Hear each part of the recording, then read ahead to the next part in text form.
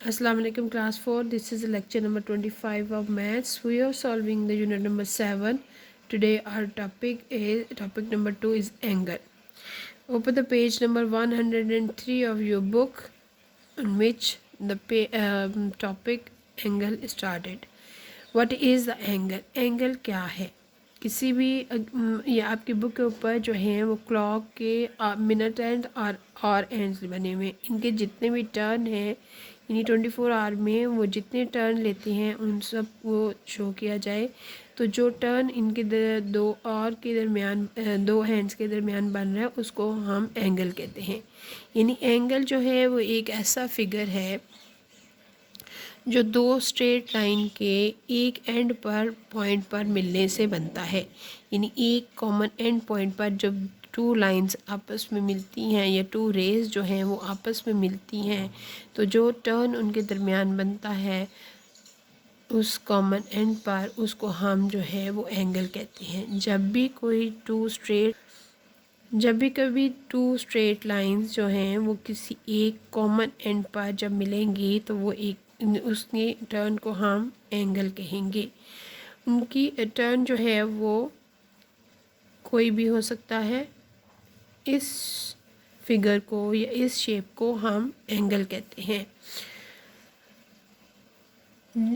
Angle की जो straight lines हैं उनको हम आर्म और जो इसका एंड पॉइंट है जिस एंड पॉइंट पर ये आपस में मिल रही हैं जो कॉमन एंड पॉइंट है उसको हम वर्टेक्स कहते हैं। जो इसकी रेज है इनको हम एंगल की आर्म्स और जिस कॉमन एंड पॉइंट पर ये मिल रहे हैं उसको हम वर्टेक्स कहते हैं। अगर हम इस एंगल के जो है वो इंटरसेक्ट करें इसकी तो हमारे पास ओ ए और O B two straight lines हैं जो कि पॉइंट ए पर मिल रही हैं जिससे कि ये एंगल बन रहा है। और इसको हम एंगल को हम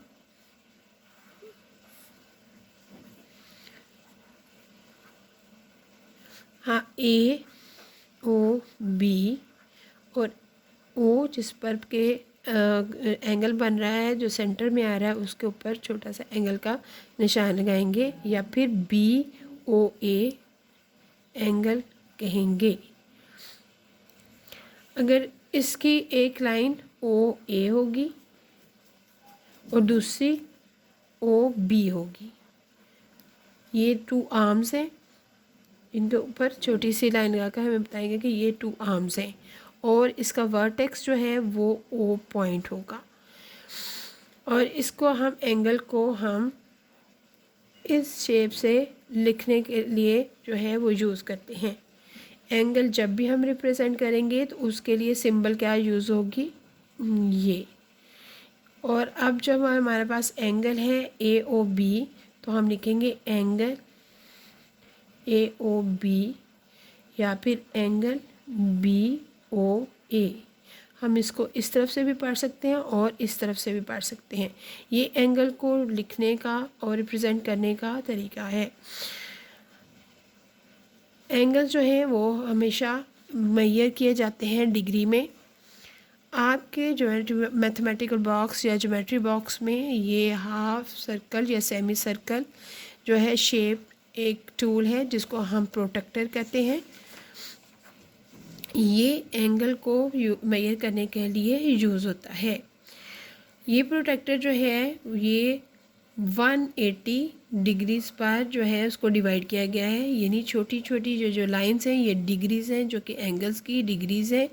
ये 0 से लेके 180 तक यानी टोटल 180 लाइंस में इसको सेमी सर्कल को डिवाइड किया गया है। इसका जो आउटर स्केल है वो क्लॉकवाइज चल रहा है यानी 0 से स्टार्ट होकर सेंटर में 90 है और उसके बाद 180। ये जो सेमी सर्कल है वो 180 डिग्रीज़ के बराबर है। और इनर जो इसका स्केल है वो एंटी क्लॉकवाइज चल रहा है, वो भी 0 से लेके 180 डिग्रीज़ में डिवाइड किया गया है।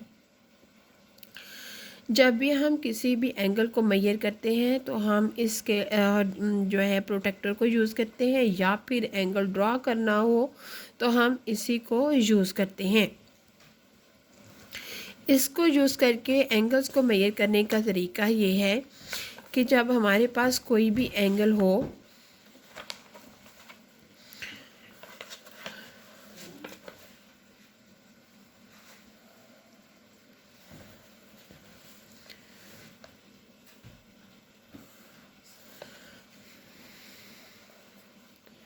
जब हमारे पास कोई गिवन एंगल दिया गया हो तो हम इसकी जो स्केल है 0, ये सेंटर लाइन जो कि 90 पर आ रही है वो हम इस वर्टेक्स पर रखते हैं, और अपनी 0 जो है वो इस लाइन पर जो कि एंगल की बेस लाइन है उसके ऊपर रखेंगे 0 को। हमारा जो इनर स्केल है वो मेरे ए आर्म पर आ रहा है, या ओ ए जो है वो लाइन पर आ रहा है, वो इनर स्केल का 0 है। अगर मैं यहाँ से 0 से काउंटिंग करती जाऊँ तो ये मेरे पास 85 के 80 और 90 के सेंटर में 85, यानी जो एंगल मैंने बनाया है वो उसका टर्न मैयर जो है वो 85 आ रहा है, यानी 80 और 90 के दरमियान जो बड़ी लाइन है, हर डिग्री में 70 से 80 10 स्मॉल लाइंस हैं, और यहाँ पर 80 के बाद मैंने गिनी है तो ये 85, यानी 80 के बाद 5 स्मॉल लाइंस आ रही हैं, तो ये 85 है। जब भी हम किसी भी एंगल को मेजर करते हैं तो अपने दोनों स्केल को यूज़ कर सकते हैं। अगर हमारा जो लाइन है वो इनर स्केल के 0 पर हो तो हम इनर स्केल को काउंट करेंगे, और अगर हमारी बेस लाइन जो है वो आउटर स्केल के 0 पर हो तो हम आउटर स्केल को यूज़ करेंगे। यानी अगर जो है लाइन इस तरफ हो तो इनर स्केल पे, और अगर लाइन जो है वो दूसरी तरफ हो तो दूसरा स्केल यूज़ करेंगे। इसको यूज़ करते हुए हम अपनी एक्सरसाइज 7 जो है वो कंप्लीट करेंगे।